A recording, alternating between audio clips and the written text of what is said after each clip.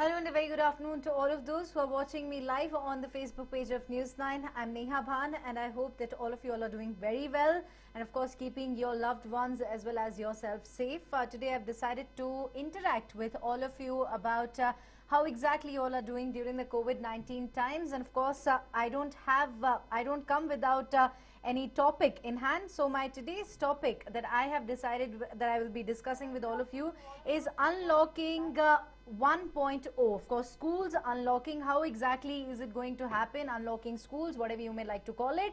So today, of course, we're going to talk about schools. Many parents, goes without saying, are worried about whether they shouldn't send their children to school given the COVID-19 threat that looms large.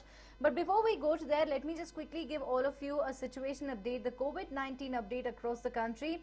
So the total cases in India stand at 3,43,091. Total discharges are at 1,80,012.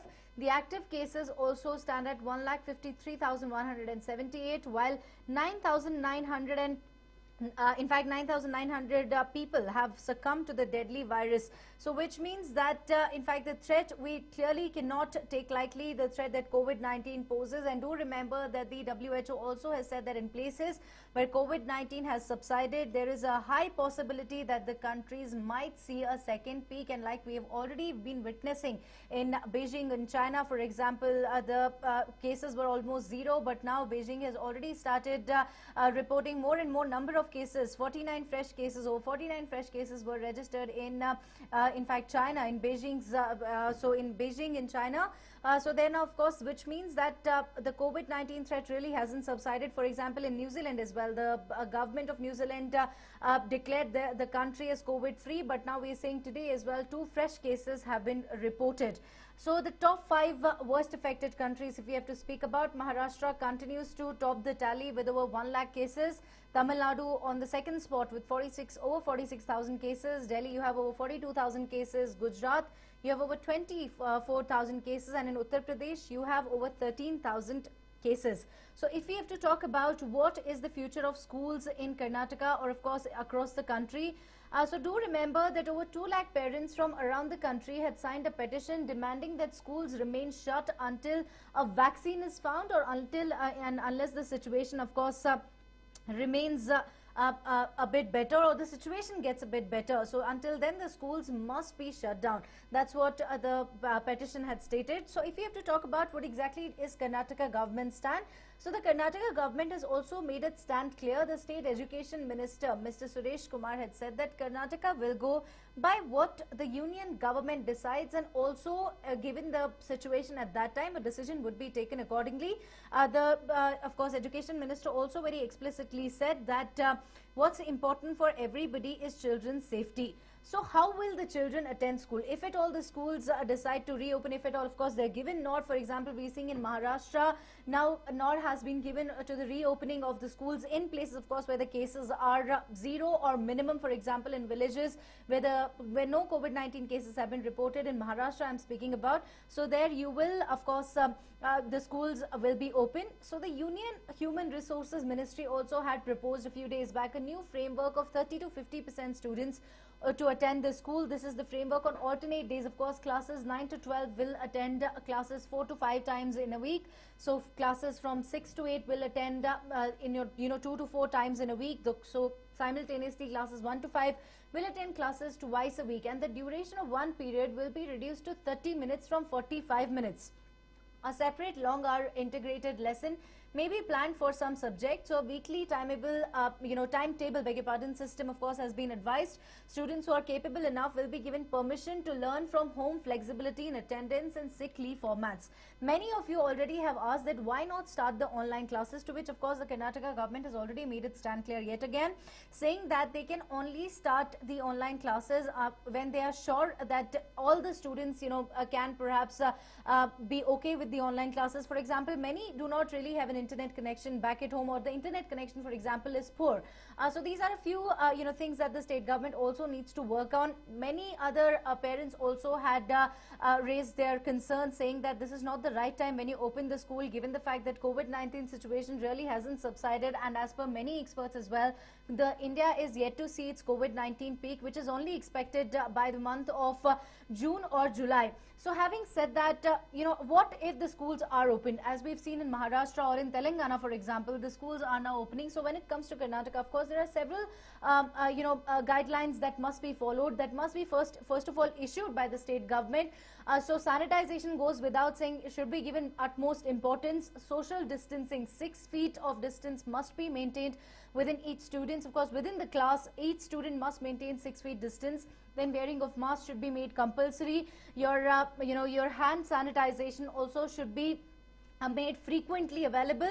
So all of these are just some very basic tips that we all need to follow to make sure that we are not we are making sure that our child is safe from contracting the deadly virus. Of course, many of you also have wrong notion, if I can call it so, in mind, that COVID-19 can only be contracted by those who are above the age of 60.